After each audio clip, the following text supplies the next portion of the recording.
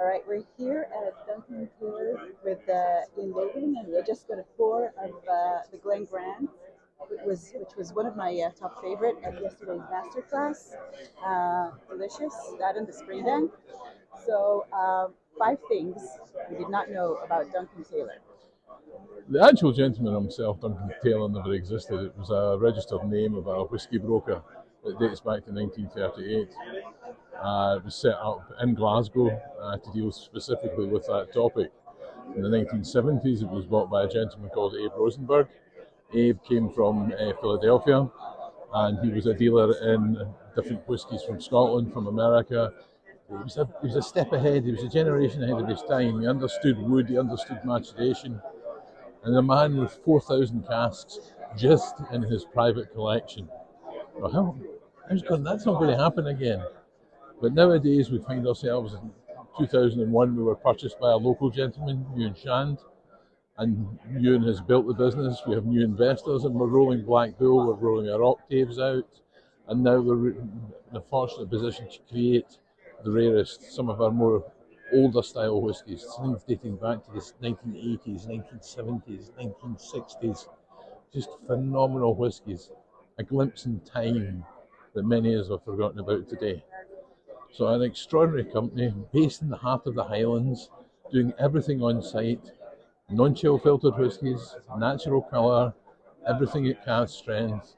No, we were great believers in whisky without compromise. Straight from the cask, straight into the bottle, and straight to you.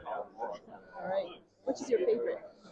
Of the ones we tasted Yeah. yesterday, Glen Grant, no, Yeah. I've always been a Speyside person. Okay. Dennis Malcolm, who's the master distiller. Dennis is an absolute gentleman. He's a hero, over 50 years in the Scotch whisky industry.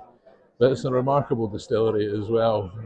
The owners, the Grant family, and then the McKissocks, used to travel to Africa fairly regularly. And what you would find is there's plants in the gardens at Glen Grant you would never see anywhere else, certainly not in Scotland.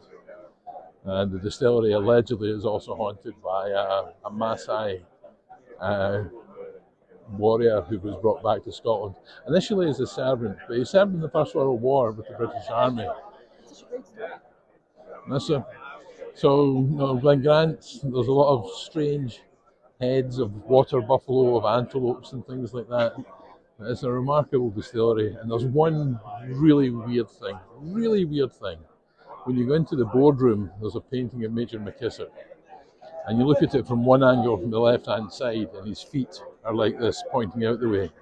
But as you walk round the table, his left foot follows you around the room, and when you get to the other side, you find both feet pointing at you. I have been this far away from the canvas trying to understand why. I have no idea. But a remarkable distillery.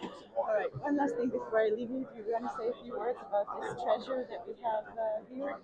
Yeah, this whiskey that we have here is Port Ellen. It's one of the Isla distilleries. It was closed in 1983, owned by Diageo, and it's been rebuilt. So this is a phoenix rising from the ashes in many cases. And people have been always going to have an interest in things that they can't get anymore. So this has been an absolute pleasure to bring whiskey like this to people who appreciate it, understand it, know the history of the island and know the history of the whiskey. So it's one of our great pleasures. And when we tasted it in the tasting panel, we just sat there and we looked at each other and we just went, yeah. Not a lot of conversation, we just knew it was ready. And that's it in the bottle for everyone to enjoy now. Only 209 bottles in the world. 209. Yeah. All right. Thank you so much. No problem. My pleasure.